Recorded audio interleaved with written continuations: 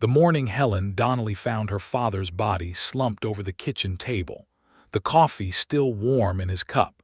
She understood for the first time in her 26 years of life that the land beneath her boots was the only honest thing left in the world. It was the autumn of 1878, and the territory of Kansas stretched out in every direction from the Donnelly homestead like a quilt pulled wide across the earth's golden grasses bending in the October wind, the sky enormous and pale blue above the flat horizon.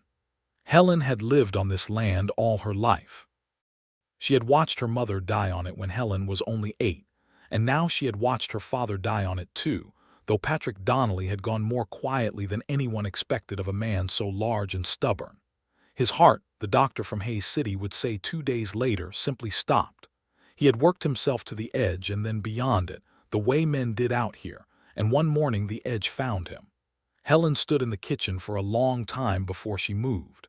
The chickens outside needed feeding. The 2 remaining horses needed water. The fence on the eastern pasture had a post leaning so badly that one good wind would knock it down entirely. There was always something needing doing on a piece of land, and the land did not pause to grieve. She buried her father 3 days later in the small plot beside her mother, under the single cottonwood tree that grew near the creek. The Reverend Ainsworth came out from town, and 2 neighbors rode over old Clarence Dupree and his wife Martha, who brought a pot of stew and the kind of quiet, practical sympathy that people in hard country knew how to offer. There was no weeping and no ceremony beyond what was necessary. Helen thanked them and watched them ride away, and then stood alone by the 2 graves until the wind got cold enough to push her back inside. That was when she found the letter tucked inside her father's Bible. Patrick Donnelly had been many things: a cattle drover in his youth, a homesteader by choice, a man who spoke little and felt deeply, but he had not been a man who put his worries into words on paper. So the letter surprised her. It was written in his wide, careful handwriting, the letters formed with the deliberate effort of a man who had not had much schooling but understood the weight of writing things down. Helen, he had written. If you are reading this, then I have gone the way your mother went, and I am sorry I did not say more while I was living. The land is yours. I filed the deed 2 years ago with your name beside mine. Donnelly land goes to the last Donnelly standing, and that is you. But the land has a debt on it. I borrowed against the northeast quarter from the Calhoun Land Company back in the spring when the cattle prices dropped. The note comes due in April next. I do not know how to tell you this except in writing where you cannot argue with me. $340. Find a way, Helen. The land is worth fighting for. It is all I have to leave you. She read it twice and then set it carefully back inside the Bible. $340. She sat with the number the way you sit with a bruise, pressing at it with her mind to feel its full shape. She had perhaps $40 in cash put aside. She had 2 horses, a small herd of 15 cattle, the chickens, and whatever crops she could harvest before the first hard frost. It was October. April was 6 months away. She was one woman alone on 300 acres of Kansas grassland, and the Calhoun Land Company was not known for its patience or its mercy. She had heard of Jeffrey Calhoun. Everyone in Hayes County had heard of Jeffrey Calhoun. He was a man of 45 who had come west from Cincinnati with more money than common sense, and had since acquired enough land, political connections, and hired muscle to operate with something very close to impunity. He owned the feed store, had a stake in the hotel, and it was said that the county recorder kept an extra chair in his office specifically for Calhoun's lawyer. When a homesteader fell behind on a Calhoun note, the land went to Calhoun, and the homesteader went somewhere else. Helen Donnelly did not intend to go somewhere else. She spent the first week after her father's burial making a hard and honest inventory of everything she had and everything she needed. She rode the full fence line of the property, checked the condition of the barn and the root cellar, counted the cattle and assessed their weight. She calculated what she might get for a small group of cattle at the stockyards in Hayes City before winter set in. She wrote numbers in a small notebook with a stub of pencil, added them up, crossed them out, added them differently. No matter how she arranged the figures, she came up short, not by a little, by a lot. It was on a Tuesday in late October that Perry Redmond first rode onto Donnelly land. He came from the north, which surprised her, because the road from Hayes City came from the east. She was mending a section of fence along the northern boundary when she heard the hoofbeats and looked up to see a man on a roan horse picking his way carefully along the creek line. He was somewhere in his early 30s. She estimated tall in the saddle with the easy, unhurried posture of a man who had spent most of his life on horseback. He wore a battered brown hat and a canvas duster the color of old wheat, and there was a rifle in the scabbard along his saddle and a bedroll tied behind. He did not look like trouble, but Helen had learned not to make assumptions about men who appeared unannounced on her land. She straightened up and kept the fence pliers in her hand and waited. He pulled the roan to a stop 20 feet away and touched the brim of his hat. "Afternoon," he said. His voice was unhurried, with a flat, plain-speak quality that told her he was no stranger to Kansas. "I am looking for the Donnelly place. The man at the crossroads store told me to ride north from the bend in the creek." "You found it," Helen said. "I am Helen Donnelly. What is your business?" He studied her for a moment with calm, dark brown eyes, not rudely, but with the direct attentiveness of a man who paid attention to his surroundings. "Perry Redmond," he said. "I had some business with Patrick Donnelly about a possible arrangement. Winter work. A friend of mine, Jim Alderman, said your father was looking for a hand who could work through the cold months." Helen felt the small, sharp ache that came whenever someone did not yet know. "My father passed 3 weeks ago," she said. "Heart." Something shifted in his expression. Not pity exactly, but a kind of recognition, the look of a person who understood loss without being wrecked by the mention of it. "I am sorry," he said. "I did not know." "No reason you would." She looked at him steadily. "Jim Alderman sent you." "He did," said Patrick Donnelly. "Ran a solid operation and was a fair man to work for." He paused. "I do not mean to impose on your grief. I will ride on." He had already started to turn the roan when something stopped Helen. She was not certain afterward what it was, practicality perhaps, or the particular loneliness of the previous 3 weeks, or simply the recognition that she needed help, and here was a man who came recommended. "Hold on," she said. He stopped and looked back at her. "Jim Alderman vouches for you?" she asked. "He does. I can ride back to his place if you want confirmation." She considered. Jim Alderman was a decent man. His word was worth something.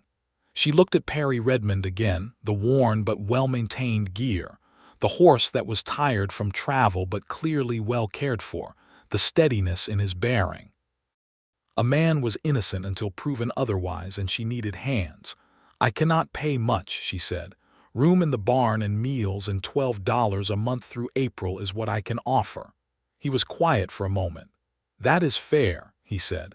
"I should tell you the situation plainly," she said, because she was a woman who believed in plain speaking. "My father left debt on the land. I am working to clear it before April. It will be hard work and long hours, and I do not promise anything beyond what I said." "I have never been afraid of hard work," Perry Redmond said, "and I appreciate plain speaking." So it began. He moved into the barn that evening, settling his gear with the neatness of a man accustomed to making do in small spaces. He asked her where the tools were kept and where she wanted to start in the morning, and she showed him the listing fence post on the eastern pasture, and the leak in the barn roof, and the pile of firewood that needed splitting before the weather turned. And he looked at each thing she showed him with quiet attention and asked sensible questions. He did not waste words, and he did not complain. And Helen, who had been alone for 3 weeks and was more tired than she had permitted herself to acknowledge, felt something in her chest ease slightly. They did not speak much that first evening. She made supper salt pork and beans and cornbread, the plain food of working people, and he came to the door of the kitchen and she set a plate on the table and he ate it and thanked her and went back to the barn. It was a proper arrangement. She had hired a hand, not a companion, and she understood the difference.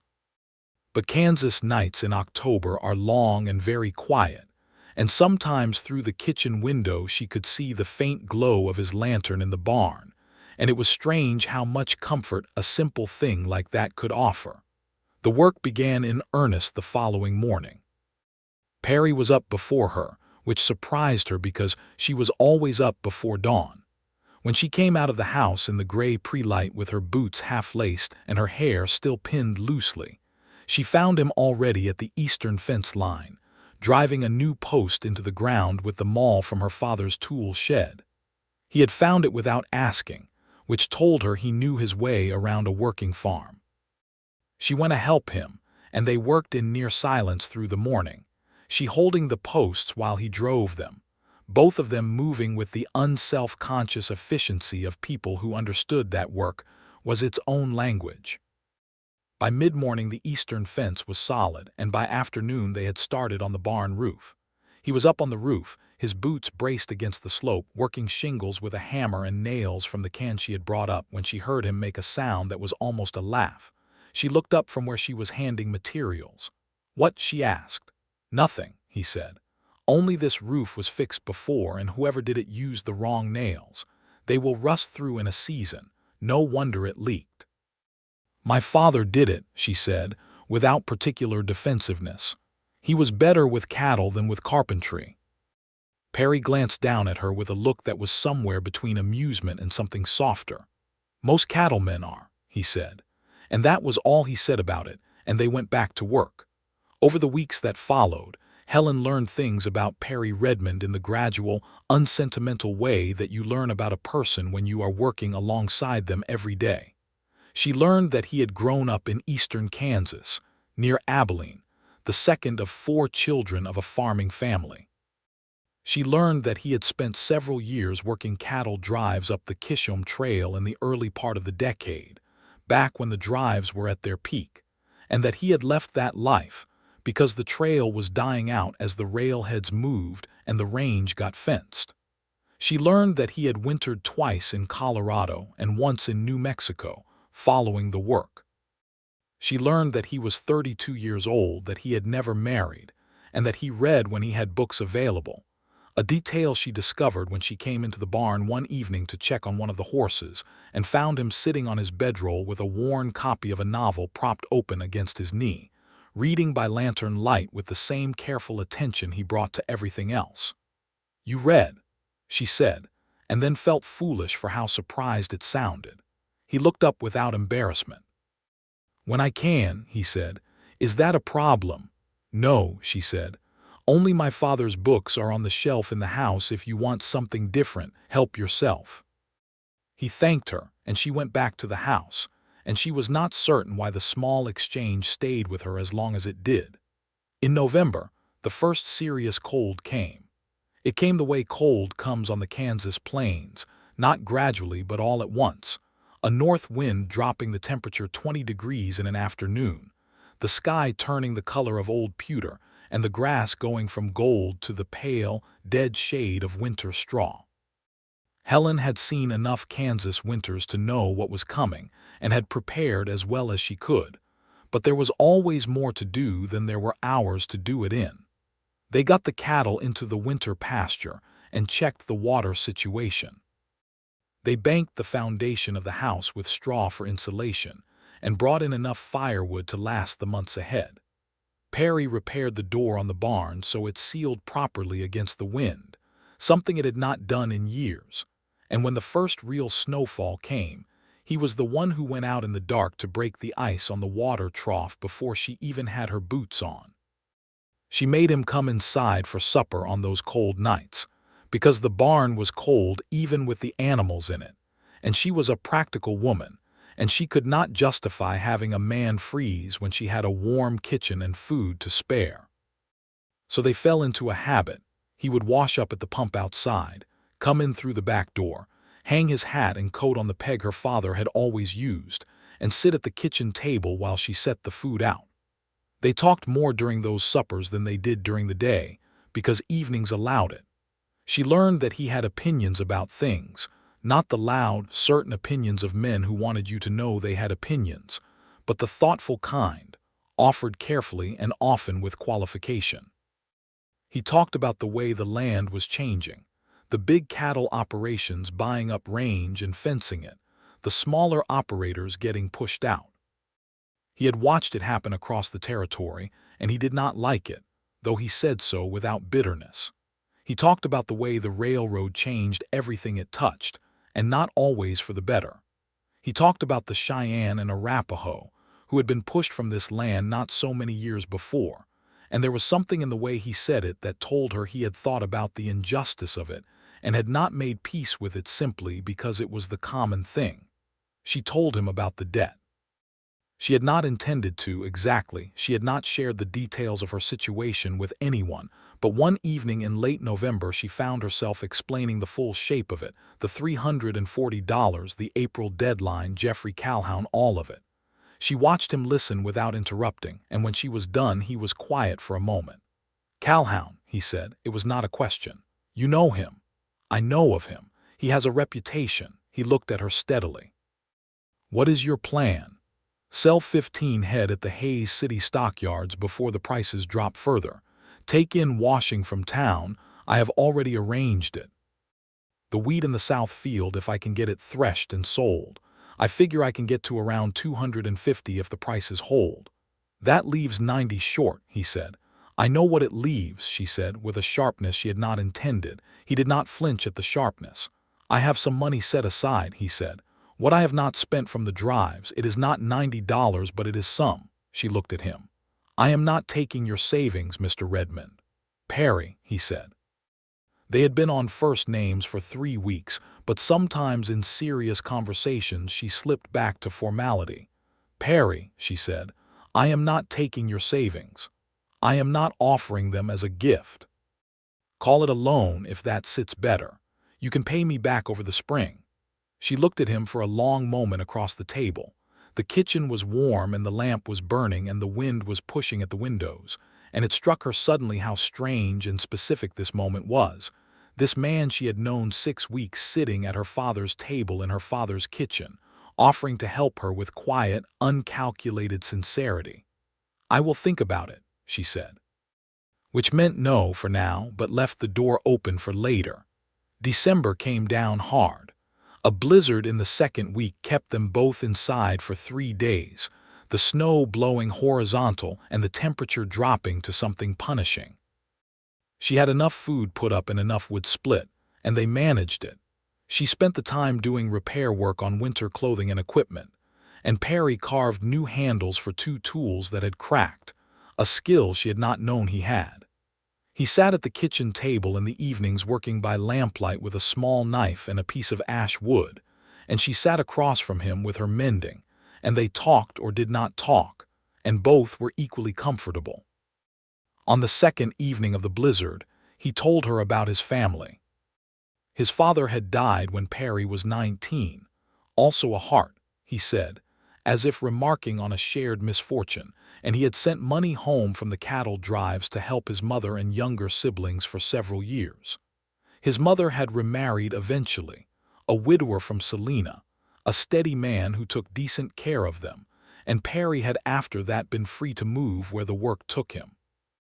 He said this without self-pity, but she heard in it the particular loneliness of a person who had spent a long time being the responsible one, and then suddenly found himself with no one to be responsible to. She understood that feeling exactly. You do not have anyone waiting for you somewhere. She asked and then felt immediately that the question was too personal, but he answered simply. "No," he said, "no one." He looked at the piece of wood in his hands for a moment. "What about you? You never had someone." "There was a man," she said, 3 years ago, Robert Helen, from a farm near Ellsworth. He wanted me to sell the Donnelly place and move to his family's land. And you would not." "I would not." She said it simply. "My father was still living and this was his land and I was not going to leave it. Robert was not wrong to want what he wanted. We just wanted different things." Perry turned the wood over in his hands. "He was wrong about one thing," he said. "What is that?" "A woman who knows what she wants and will not give it up for the wrong reason is a rare thing. He should have found a way to want the same thing." She did not respond to that directly, but she held the words after he said them, turning them over the way he turned the piece of ash, feeling their weight. On the third day of the blizzard, the wind dropped, and by afternoon the sun came out, and the world was white and blinding and still. Perry went out to check the cattle, and she went to break the ice on the water trough. And when he came back from the pasture, he reported that all 15 were accounted for and looked well enough. She felt a relief that was almost physical. "Good," she said, squinting against the glare of sun on snow. He was standing a few feet from her, and he had snow on his hat, and the cold had put color in his face, and he was looking at the cattle in the distance with an expression that was almost proprietary, the look of a person who has begun to care about something that is not technically theirs to care about. She noticed that. She filed it away without examining it too closely. January brought a break in the weather, and Helen used it.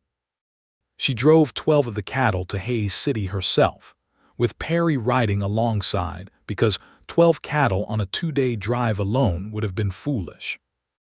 They camped one night on the trail, at a spot with a windbreak of cottonwoods that Perry said he had camped at before, and they made a small fire and heated coffee, and she made biscuits in the pan she had brought, and they ate in the firelight with the horses ground-tied nearby, and the prairie dark and enormous around them. She was aware of him in a way she had been increasingly aware of him since December, which was a way she had been working hard to keep firmly managed and sensible. He was her employee. He was a good man she had hired for the season, and when April came and the debt was settled one way or another, he would move on to the next work, and she would remain on her land alone as she had intended, as she had always intended. She told herself this in the firelight and found it slightly less convincing than usual. The cattle sold well. Better than she had hoped. Actually, the market had not dropped as far as she feared, and the stockyard buyer was a fair dealer who gave her a price that surprised her pleasantly. She came out of the stockyard office with $192 and a feeling of cautious optimism, and Perry was waiting with the horses, and he looked at her face as she came out and read the news from her expression before she said a word. "Good price," he said, "better than expected." She folded the money carefully into the inside pocket of her coat. "I am still short, but not as short." "The washing money." "About $35 so far, maybe 40 by April if I keep the schedule." He nodded, doing the arithmetic. They both knew it was still not enough. They rode back to the homestead without resolving the gap, because there was nothing to resolve yet, but she could feel him thinking about it the way she was thinking about it, steadily, practically, from all angles. It was on the way back, late on the second day with the homestead already visible in the distance, that Perry Redmond said something that changed the shape of things. "I want to say something," he said, riding beside her at a walk. "And I want to say it plainly because you are a woman who appreciates plain speaking." She looked at him. "Go ahead." He kept his eyes on the horizon for a moment and then looked at her directly. "I have been thinking about the debt, and about a way to solve it that would also solve some other things. And I want to put it before you honestly because I think you deserve honesty, and because I am not a man who is good at going around corners." She waited. "I could put up the remaining money to clear the Calhoun note," he said, "and I could speak for the land with you, not against you, if Calhoun makes trouble about it.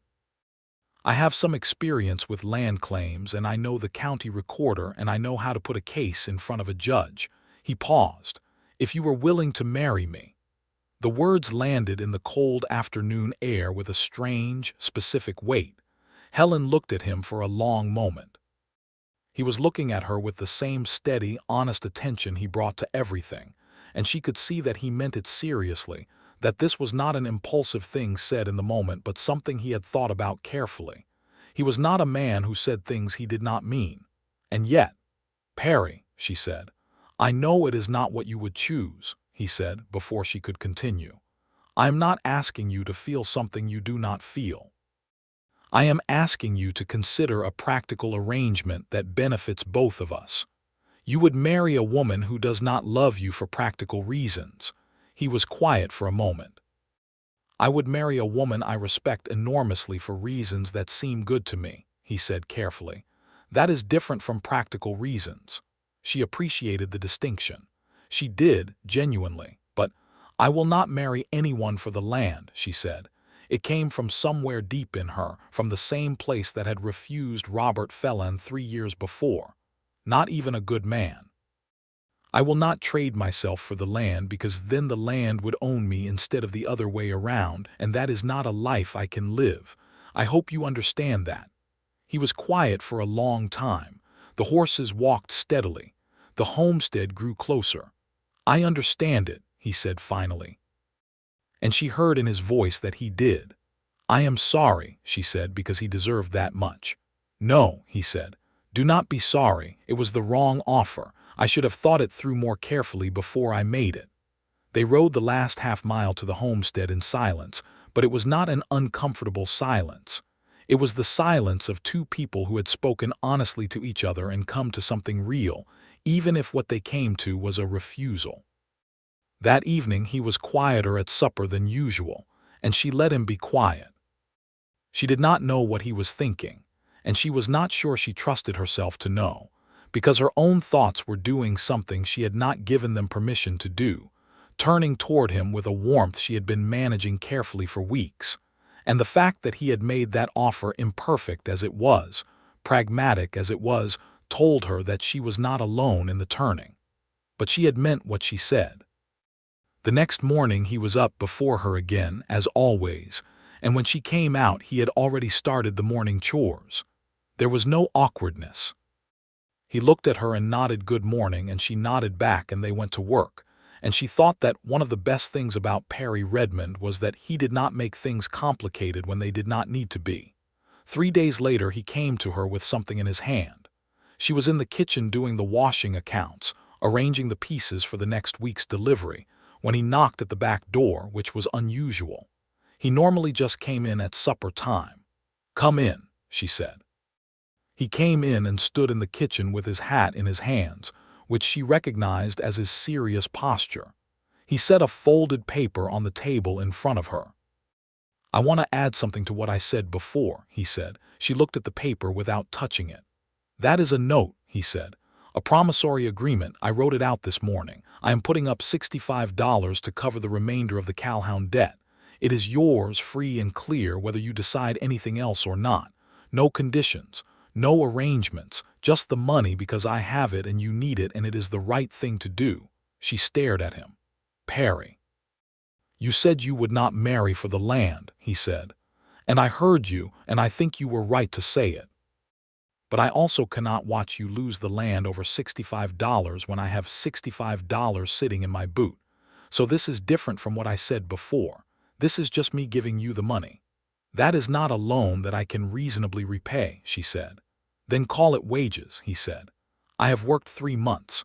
Call it back wages and future wages and whatever you need to call it to make it sit right with you.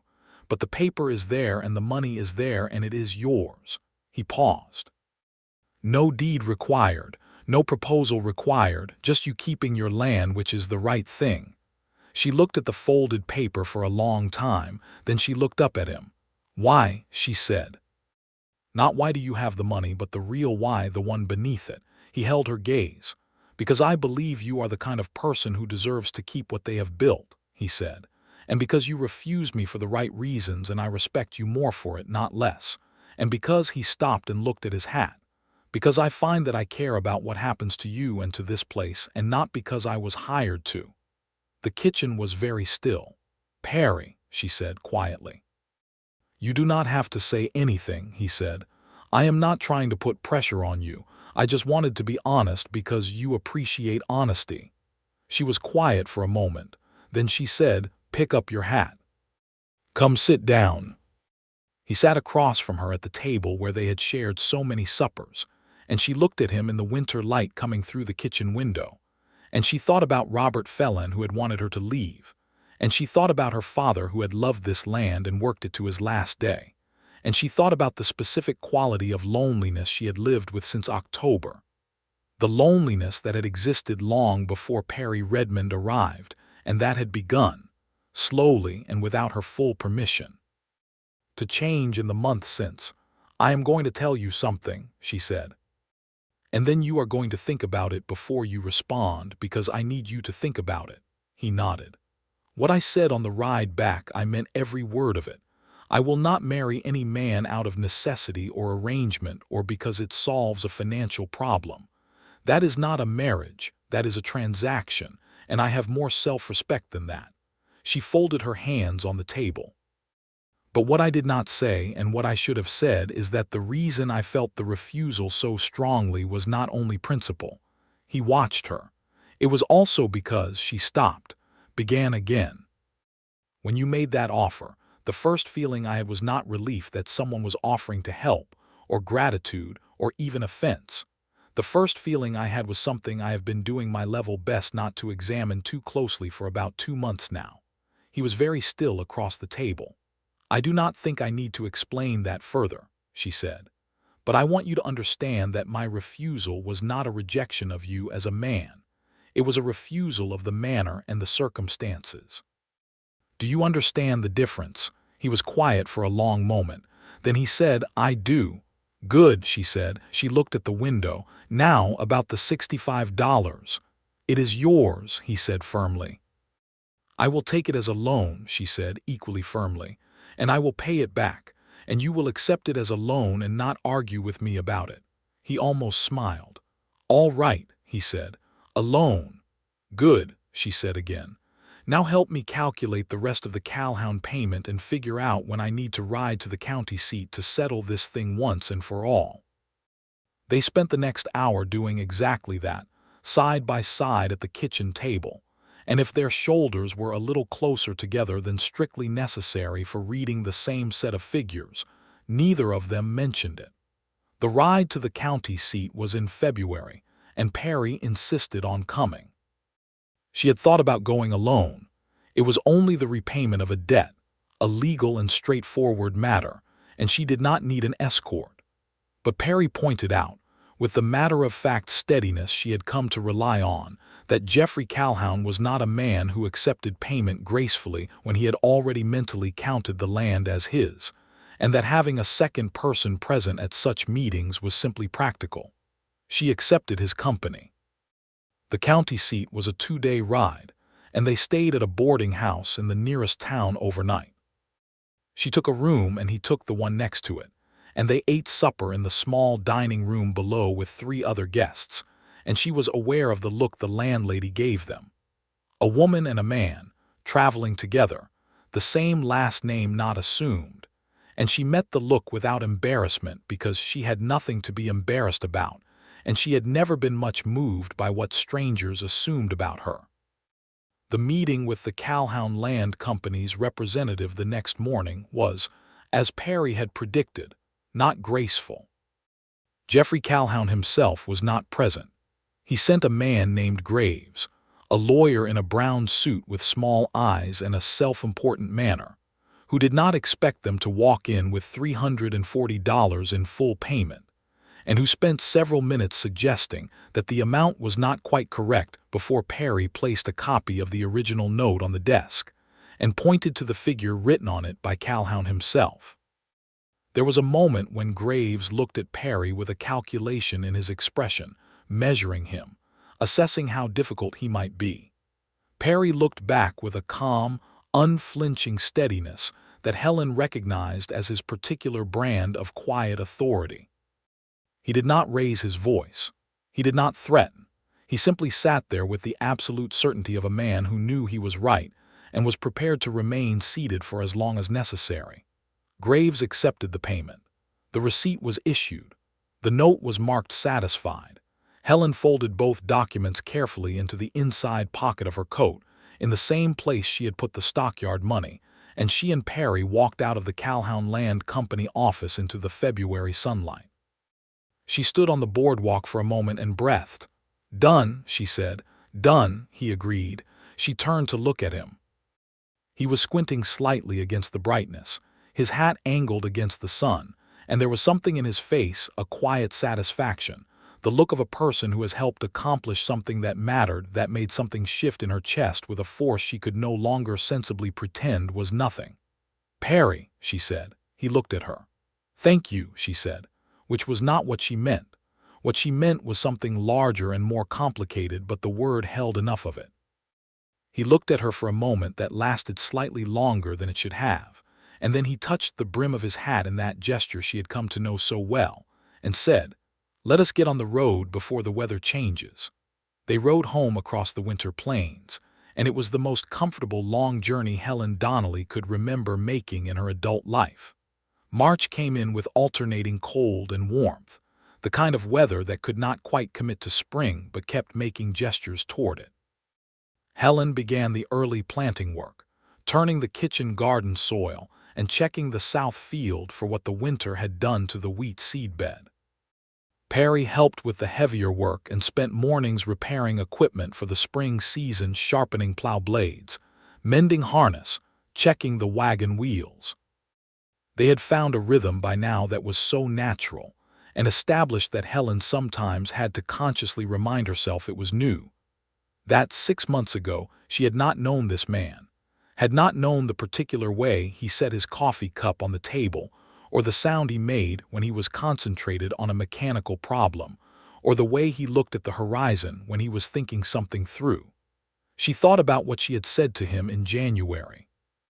She had meant it, and she did not regret saying it, but she also felt the particular difficulty of having said it, of having opened a door without quite walking through it, because the timing was wrong and the circumstances were wrong, and she was a woman who needed things to be right in order to move forward. But March did something to the light. The days got longer and the sky deepened from winter white to a blue of real conviction, and the land that had been still and pale began to show color at its edges, the first tentative green of new grass.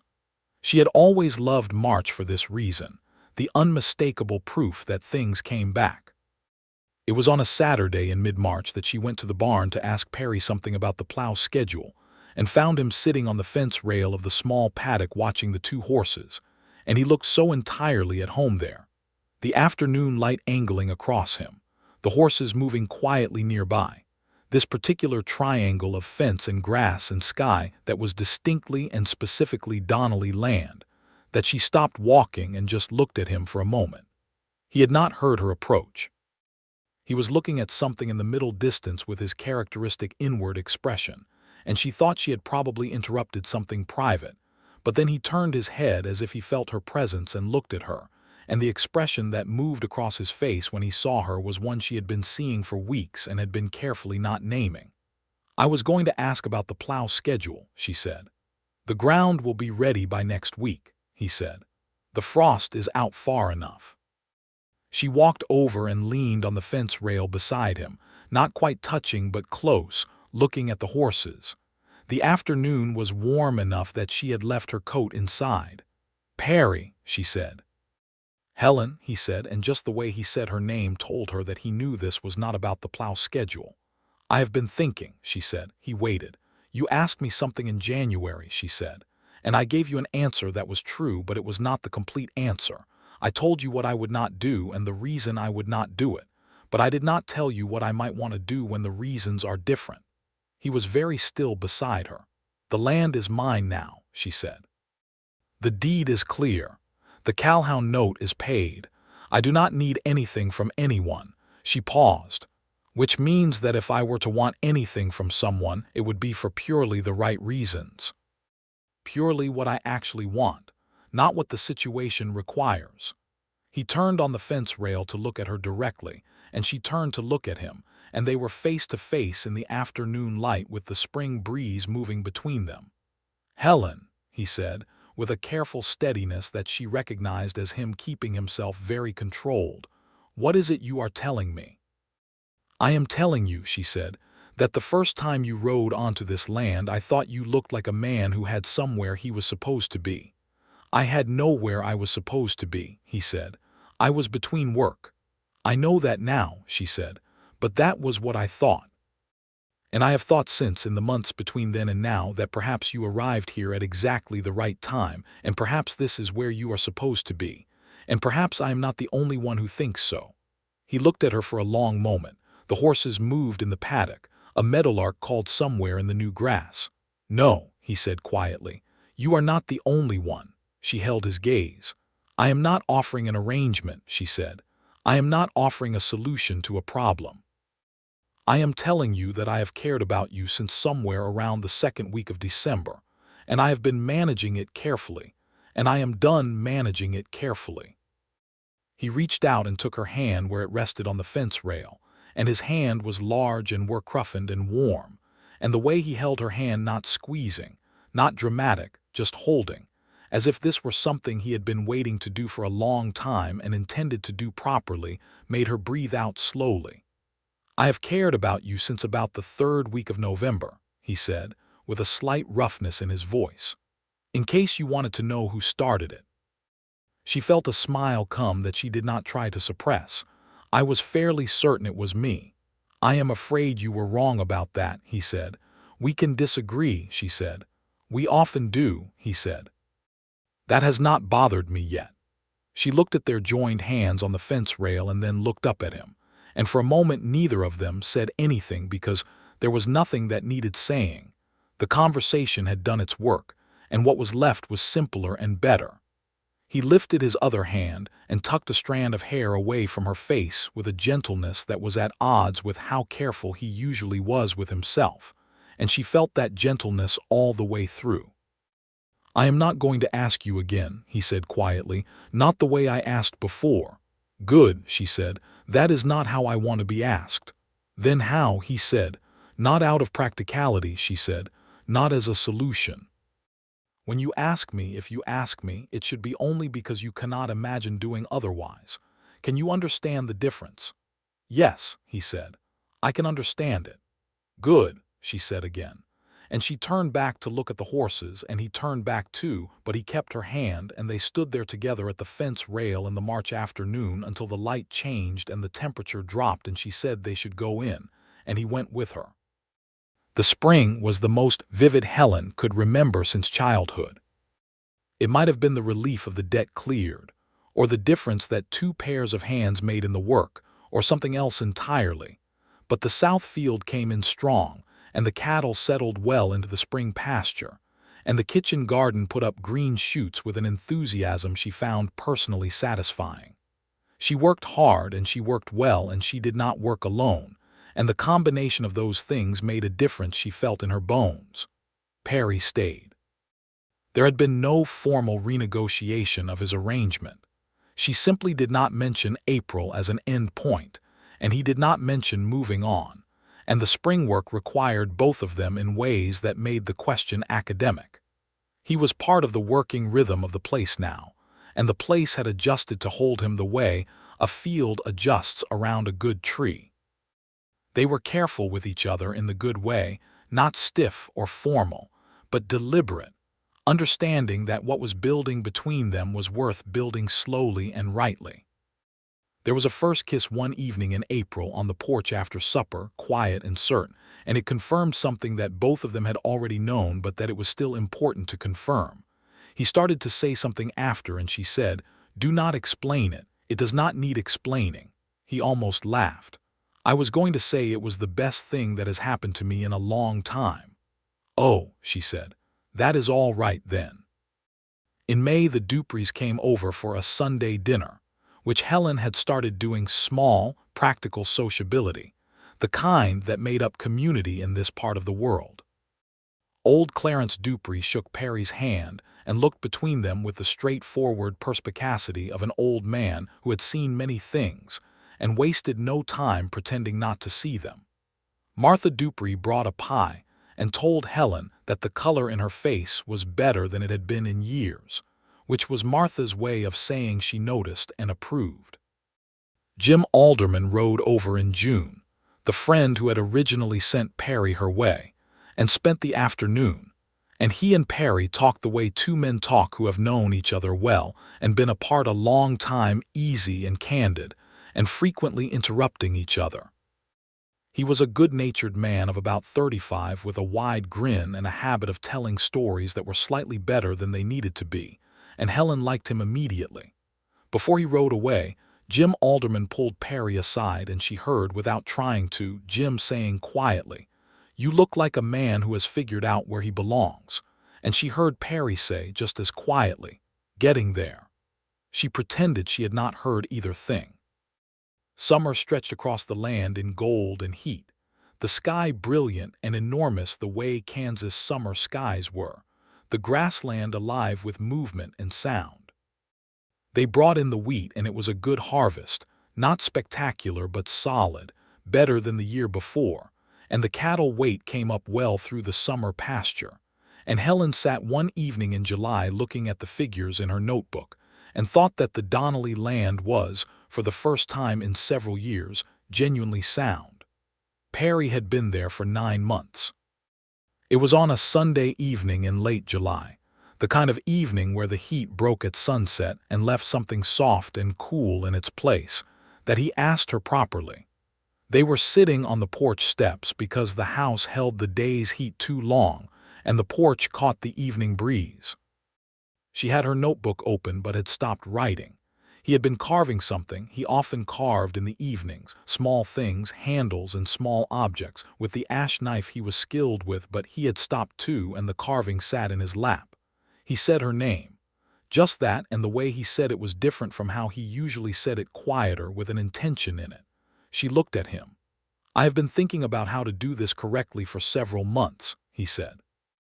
"And I have concluded that there is no way to do it that accounts for the fact that you are who you are, which means I am going to have to just say it plainly and trust that you will take it in the spirit it is meant." She waited. "I am not going to pretend that the practical and the personal are entirely separate, because I am not a stupid man, and neither are you, and we are both old enough to understand that real life does not come in neat categories. But I want you to hear this clearly." He looked at her. "I am in love with you. I have been in love with you since somewhere around the 3rd week of November, which is, I believe, before the practical situation became relevant. And I am not asking you to marry me because of the land or the debt or any arrangement. I am asking you because I want to spend the rest of my life on this porch with you, and on that land with you, and in that kitchen arguing about whose coffee is too strong, and I cannot think of a single thing I would rather do instead." Helen looked at him for a long moment. The breeze moved through the porch. Somewhere out in the pasture, one of the cattle made a slow, contented sound. "Your coffee is too strong," she said. "Yours is too weak," he said. "Perry Redmond," she said. "Helen Donnelly," he said. "Yes," she said. "Obviously yes." He reached out and took her face in both hands, gently, the way he had taken her hand at the fence rail and marched deliberately, carefully, as if this were something worth doing properly, and kissed her. And she kissed him back with the full certainty of a woman who had made a free choice for the right reasons, and the Kansas evening settled around them warm and still. They married in September of 1879. It was not a large wedding. Helen did not want a large wedding, and Perry's inclinations in that direction were similar. They did it at the house. The Reverend Ainsworth presided again, as he had at her father's burial, this time in a much better capacity. The Dupreys came, and Jim Alderman came and brought his wife Eleanor, a cheerful woman who brought a proper wedding cake all the way from Hayes City, and was so pleased about the occasion that she cried twice before the ceremony even began. A handful of other neighbors and people from town attended.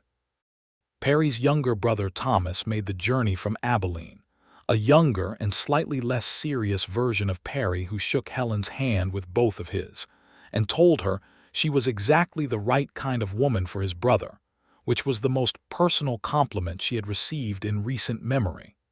Helen wore her mother's dress, which she had kept carefully for years without quite knowing why. It fit her almost perfectly, needing only small alterations. She stood with Perry in the yard of her homestead, their homestead now, under the autumn sky, with the land stretching out around them and the cottonwood tree by the creek visible in the distance, and she felt the particular completeness of a thing that has resolved the way it was always meant to resolve. When the ceremony was done and the Reverend had pronounced them, Perry kissed her in front of everyone present without embarrassment, and Jim Alderman made a noise that was almost a cheer, and Eleanor caught her husband by the sleeve to stop him joining in, and Helen laughed against Perry's mouth, which was probably not a dignified way to be married, but felt exactly right. The feast on the tables in the yard was substantial. Neighbors had brought things, as was the way of this community, and there was more food than 20 people could finish. Perry's brother Thomas turned out to play the fiddle well enough to dance to, which surprised and delighted everyone, and they danced on the packed earth of the yard as the afternoon turned to evening, and Helen danced with her husband and thought that she could not remember the last time she had been this completely happy. She told him so quietly during a slow turn late in the evening. "I am going to tell you something," he said. "Go ahead," she said. "When I rode onto this land 9 months ago, I was looking for work," he said. "That was all. I was between places, between things. I had been between things for a long time." He looked at her with a steadiness that went all the way down. "I found more than work." "You found a woman who works you very hard," she said. "The hardest I have ever worked," he agreed. "And I have never been less inclined to leave." She put her head against his shoulder, and they danced slowly while Thomas played and the stars came out over the Kansas plains, enormous and brilliant, and the land around them was peaceful and theirs. The autumn after their marriage they worked as partners in the fullest sense. Everything consulted, everything shared.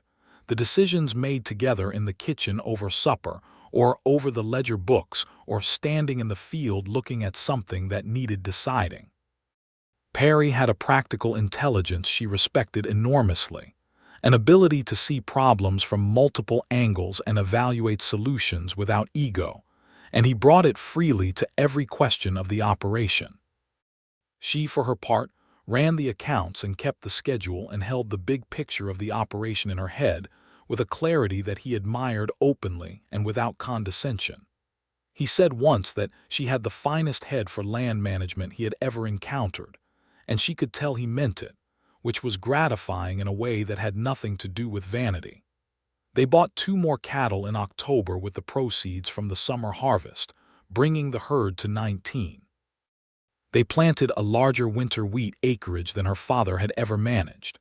Perry built a proper woodshed against the north side of the barn, so that next winter's firewood would be protected from snow, and Helen found this so satisfying that she went and looked at it twice the day he finished it.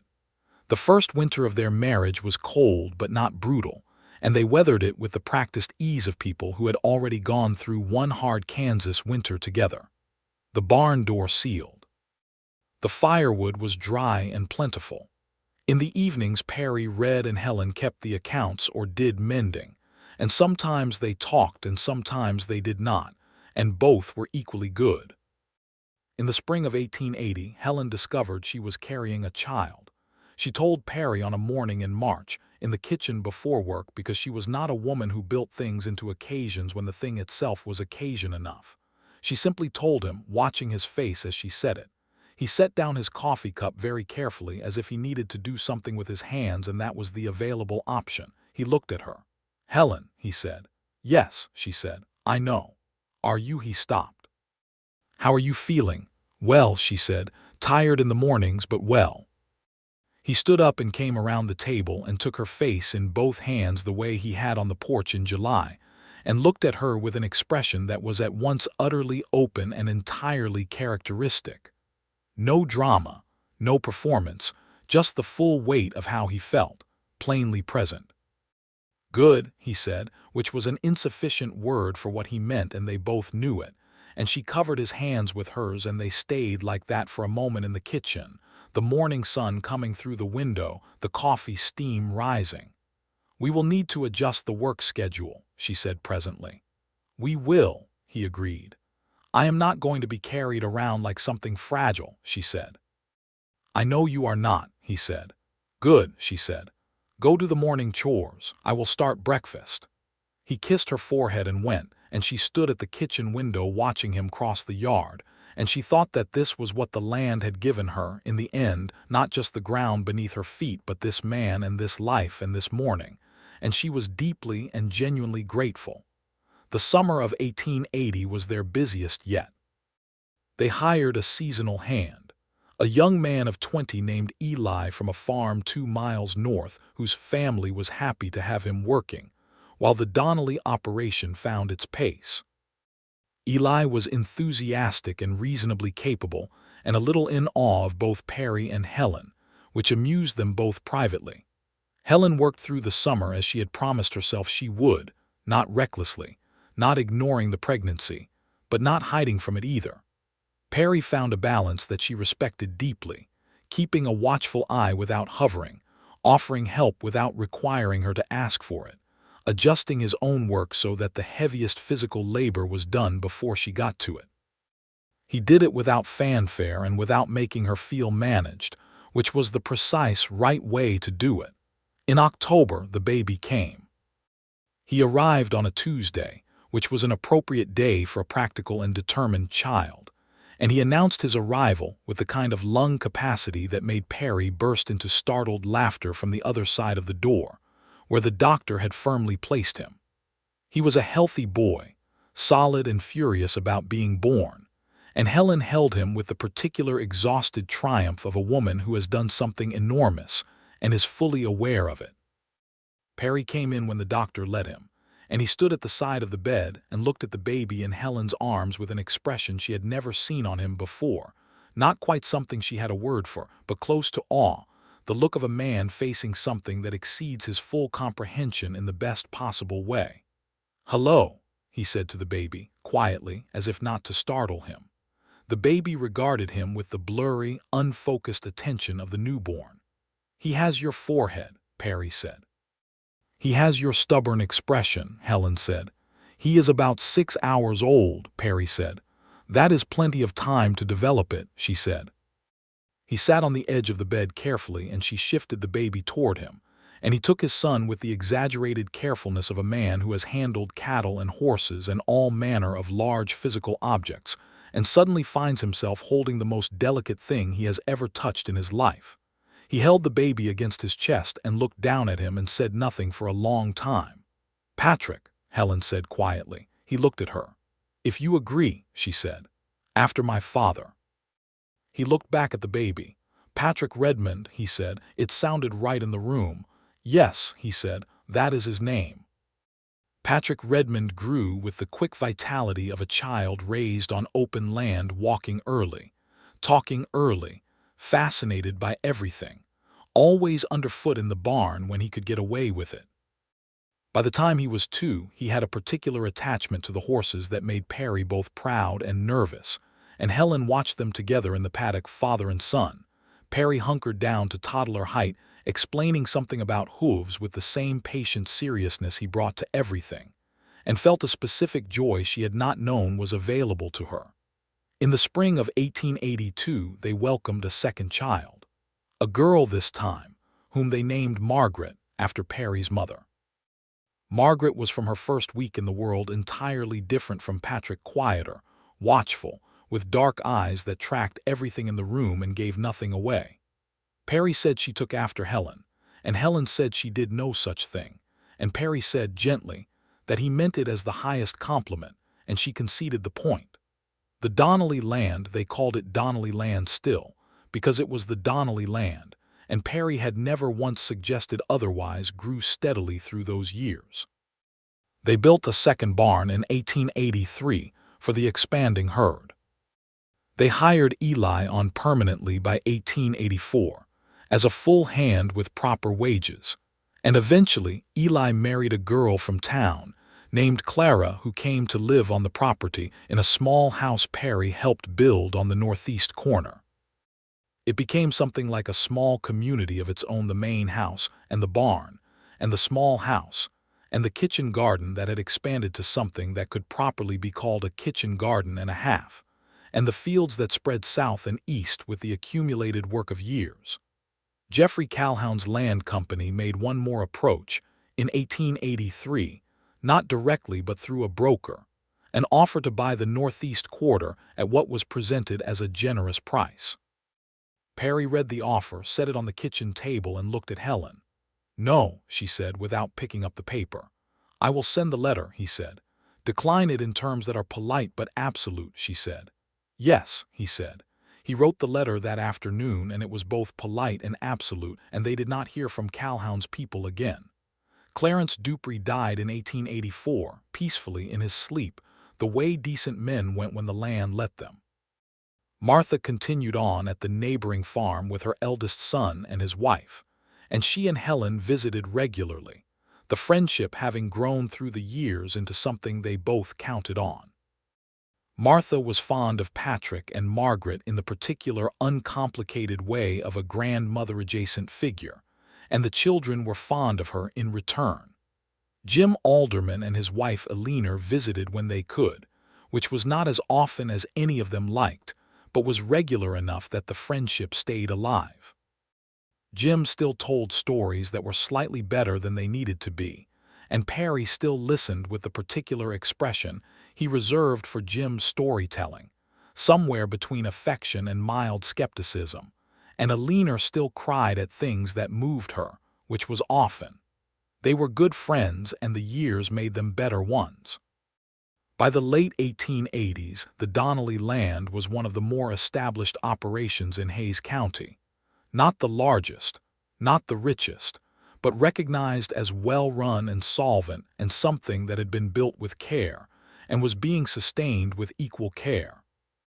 Helen kept the accounts with the same precision she always had, and Perry ran the daily operations with the quiet competence that was his particular gift, and together they made decisions that both of them had to agree on before they were made, which had occasionally produced arguments of some vigor, and always produced better decisions in the end. Their arguments were real arguments, not performances. She was a woman with strong convictions, and he was a man with equally strong ones, and there were topics on which they genuinely disagreed. She thought they should sell a certain parcel, and he thought they should hold it, or he thought they needed to delay a decision she thought was ready. These arguments happened at the kitchen table or in the field or occasionally in the barn when the horses were the only witnesses, and they were argued with full honesty and sometimes heat, and afterward they came to a conclusion and lived with it together. And this too was part of how they loved each other, not by agreeing on everything, but by taking each other seriously enough to argue properly. One evening in 1887, when Patrick was 7 and Margaret was 5, Helen found her father's letter again. She had put it in the Bible after reading it that first morning, and she had not taken it out since. She did not know what made her look for it that particular evening, some movement of memory perhaps, the season turning toward October, the same time of year her father had died. She sat at the kitchen table and read it again. "The land has a debt on it," her father had written. "Find a way, Helen. The land is worth fighting for." She had found a way. The land was clear. And it had given her far more than she had expected when she was sitting alone in this kitchen in the autumn of 1878, reading these words for the first time and adding up numbers that did not quite reach. Perry came in from the barn and found her at the table with the letter. He poured himself coffee and came and sat beside her, not across from her but beside her, the way they usually sat in the evenings now when there was nothing specifically requiring the table space between them, and he looked at the letter. "Your father," he said. "He told me the land was worth fighting for," she said. Perry was quiet for a moment. "He was right. He did not know the half of it," she said. Perry took her hand where it rested on the table, and she turned her hand to hold his properly, and they sat quietly in the kitchen as they had done so many hundreds of evenings, in all the weather of all the seasons, and it was the most ordinary possible thing and also the most profound. "Perry," she said. "Helen," he said. "Thank you," she said. For the $65 she meant. For the loan, for the offer she had refused and the better one he had made. For the fence posts and the barn roof and the 9 years of mornings before she was up, for all of it. He seemed to hear all of it. "Thank you," he said back. For the refusal she understood he meant, for knowing the difference. For making him ask it correctly. For yes, they kept the letter in the Bible. Patrick Redmond at 9 years old was a boy with his mother's determination and his father's patience, which was a combination that gave both of them frequent cause for pride and occasional cause for alarm. He had decided that he was going to be a rancher, not in the vague way of children making declarations, but with the specific, informed conviction of a child who had spent his entire life watching how a ranch actually worked and had formed opinions about it. He had opinions about which cattle held weight better through winter, about the best pasture rotation, about which fence posts lasted longer. His parents listened to these opinions with the seriousness they deserved. Margaret at 7 was quietly absorbing everything around her, as she always had. She had learned to read early and read voraciously. She had gone through her grandfather's books and most of Perry's, and had started lobbying for more, which was a problem they were happy to have. She had her mother's forthright character, and what Perry called a mind like a trap. Everything that went in was held and examined and used. She was also, Helen noted, the person Patrick was most likely to listen to, which was a useful family dynamic. In the spring of 1889, when Patrick was 8 and Margaret was 6, Helen found herself expecting a third child. She told Perry in the kitchen, as she always had told him things directly in the morning without ceremony. He set down his coffee cup. He stood up. He came and held her face in both hands and looked at her with that particular expression she loved, the one he had when something exceeded his full comprehension in the best possible way. "Are you well?" he said. "Very well," she said. "Good," he said. He kissed her forehead. He sat back down. He picked up his coffee cup. He said, "We will need to tell Patrick before he figures it out himself and turns it into a project." "He will turn it into a project regardless," Helen said. "He is 7 years old and already convinced he can manage everything." "He gets that from you," Perry said. "He gets that from you," she said. They smiled at each other across the kitchen table, and the morning light came through the window and the coffee steam rose, and outside the Kansas spring was beginning again, the land greening at its edges with the unmistakable conviction of things that come back. The third child was a boy, born in November of 1889, and they named him James, for Jim Alderman, who had been the small, unlikely hinge on which everything had turned, sending a certain man with good gear and a well-cared-for horse to ride north along a creek line in October 1878 and find a woman mending a fence who needed more than she knew how to ask for. Jim Alderman received the news of his namesake with characteristic noise and genuine emotion, and a leaner cried at the letter, and they came to visit in the spring, and Jim held little James with the careful pride of a man who has been given something to be proud of. James Redmond turned out, as he grew, to be possessed of his grandmother Margaret's fiddle-playing gene through some mysterious channel. He showed a musical aptitude that no one else in the family had, and by the time he was 5 Perry had procured him a small fiddle from a craftsman in Hays City, and the evenings in the Redmond house became noticeably livelier, once the initial phase of learning was gotten through.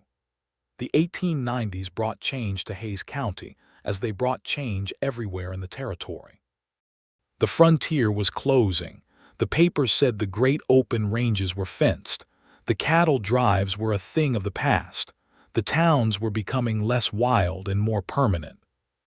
Helen read these assessments with a practical eye and continued doing what she had always done, which was look at the specific, actual conditions of the specific, actual land in front of her, and make decisions accordingly.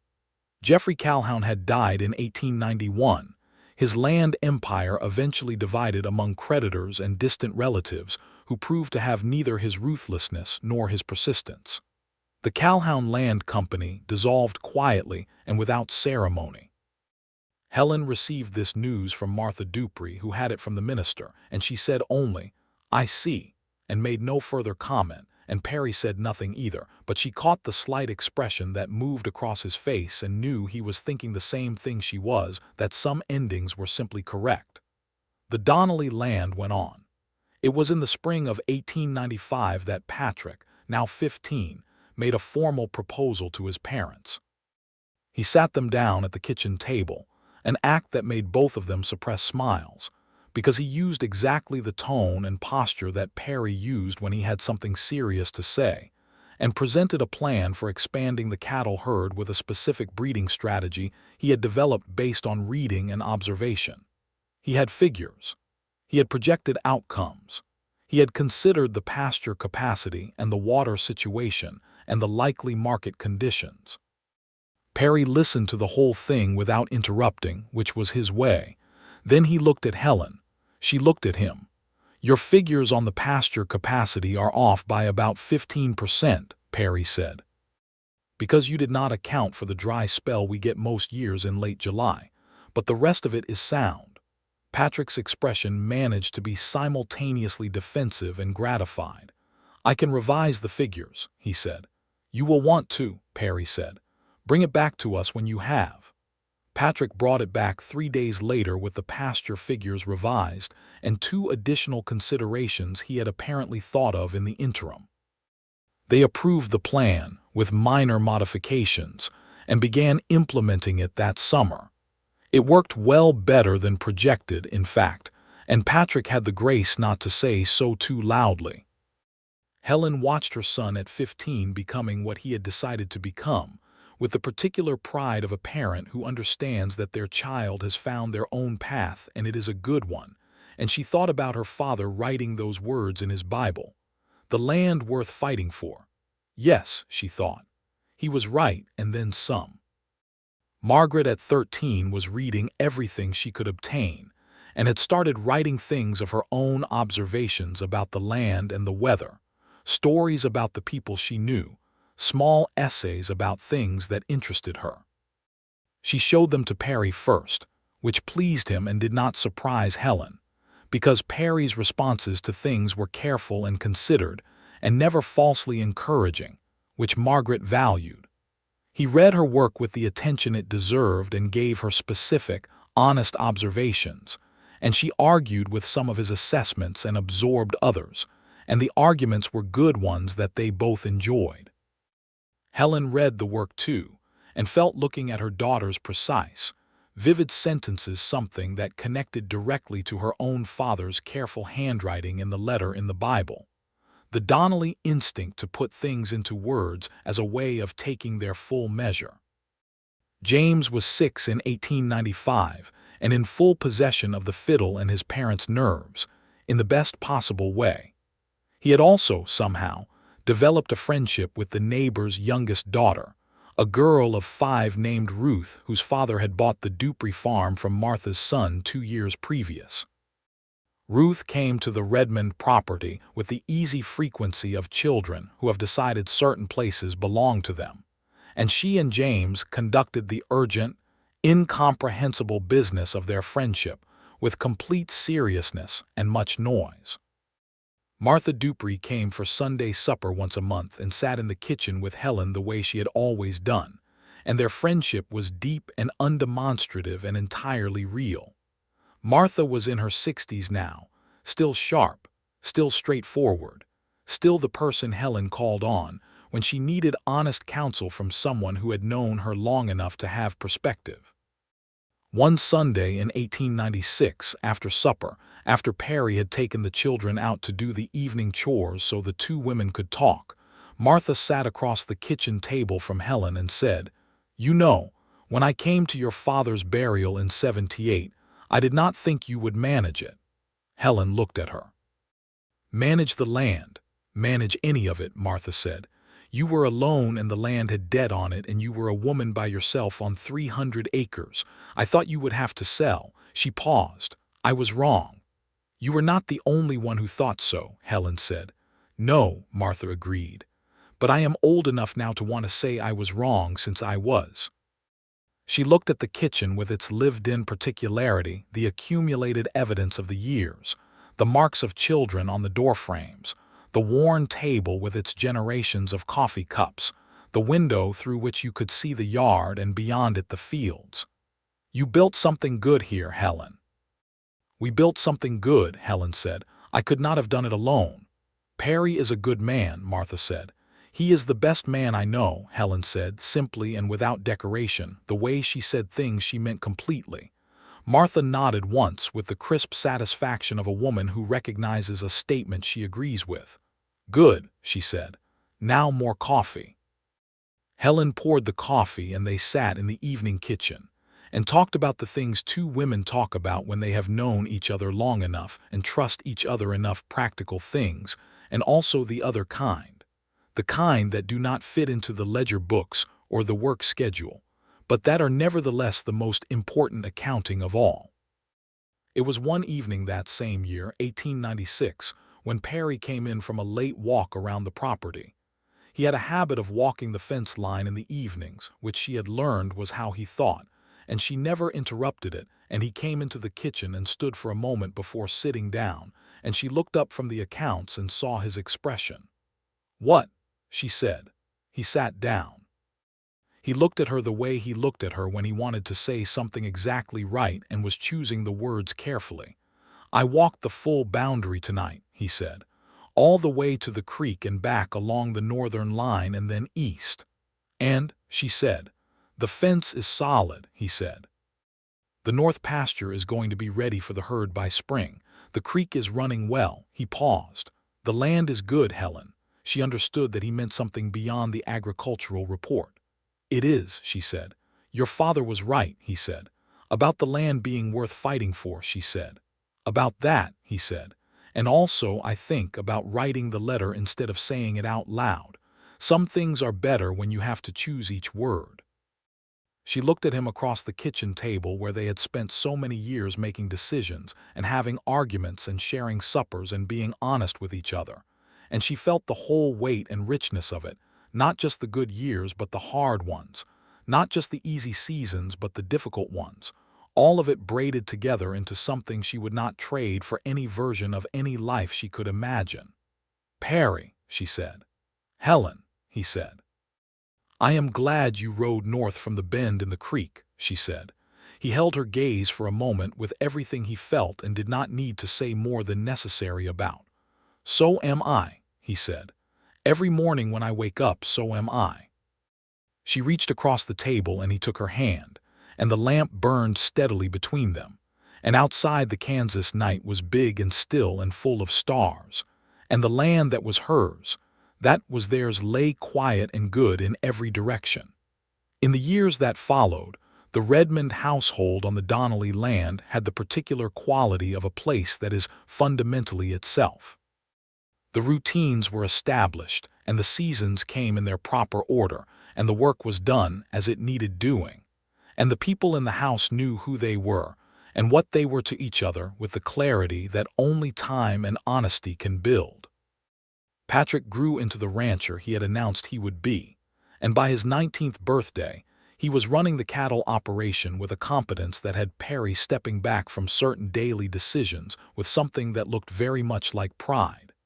He was a big young man, quiet in the Redmond way, but with the Donnelly determination showing in how he approached obstacles, directly and without complaint, and with a firm conviction that they would yield if properly pressed. Margaret at 17 had decided she wanted to teach, and she had begun working through what was necessary to achieve that: the examination, the certification, the practical steps.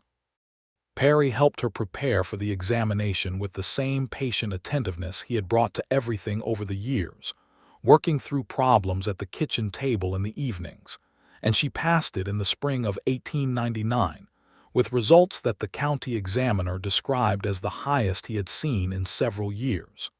She began teaching at the school in town that autumn, and it suited her entirely. James grew and played the fiddle with increasing skill and continued his friendship with Ruth, who was now 8 and had decided she was going to be a doctor, which was an ambition so improbable for a girl in 1897 that Helen privately resolved to do nothing whatsoever to discourage it. The 20th century was coming, and with it changes that Helen could feel at the edges of things, the pace of the world quickening, the old frontier ways becoming memory rather than present tense. The wild, open country of her childhood was becoming something different, and she felt this sometimes as a specific kind of loss, not for herself, exactly, but for the thing that had been, the particular quality of the land before it was divided and fenced and named. But the Donnelly land was still the Donnelly land. The deed was still clear. The cottonwood tree still grew by the creek, and the 2 graves were still there beneath it, and she visited them on October mornings as she had always done, and she told her father and mother what was happening in the plain, matter-of-fact way she told anyone things she needed them to know. Perry came with her sometimes and did not speak, which was exactly right. He had understood without being told that some things were hers alone to do, and some things were better shared, and he had always known the difference without needing it explained, which was one of the many reasons she loved him with such totality. On the first morning of 1900, Helen woke before dawn, which was normal, and lay still for a moment listening to the deep Kansas silence. Perry was asleep beside her, his breathing slow and even. Through the window she could see the stars still out over the plains, enormous and close the way they were on cold, clear nights. A new century. 50 years since California gold rush, 40+ since the war, 22 years since she had stood in this kitchen reading her father's letter with $40 in cash and $340 of debt. 22 years since she had looked up from a fence line and seen a man on a roan horse picking his way along the creek. She got up quietly and put on her coat over her nightgown and her boots without lacing them and went out to the porch. The cold was sharp and the stars were brilliant, and the land was silver and black under the January night, stretching out in all directions with its beautiful, indifferent permanence. She heard the door behind her and turned to find Perry in his coat and boots, having woken as he often did when she was not beside him, not with alarm but with the simple awareness of her absence, the specific attention of a person who has slept beside someone long enough that the presence is known and the absence is noticed. He came and stood beside her on the porch and looked out at the land. "New century," she said. "Yes," he said. "What do you think comes next?" she asked. He was quiet for a moment in the particular way she recognized, considering, assembling. "More of what we have built," he said finally, "and whatever else the land gives us." He looked at her. "I stopped trying to predict very far ahead around 1878. "What happened in 1878? She said, knowing. "I rode onto a woman's property looking for work, and she looked at me like she had already decided whether I was going to be useful," he said. After that, predictions seemed less reliable than paying attention. She leaned into him and he put his arm around her, and they stood on the porch in the cold first morning of the 20th century and looked at the Donnelly land lying quiet and clear under the stars.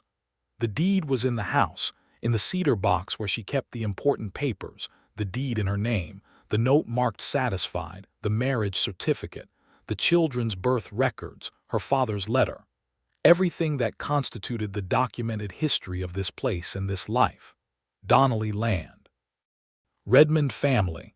Hers. Theirs. She had refused a practical offer made for impractical reasons and held out for the real thing, and the real thing had come.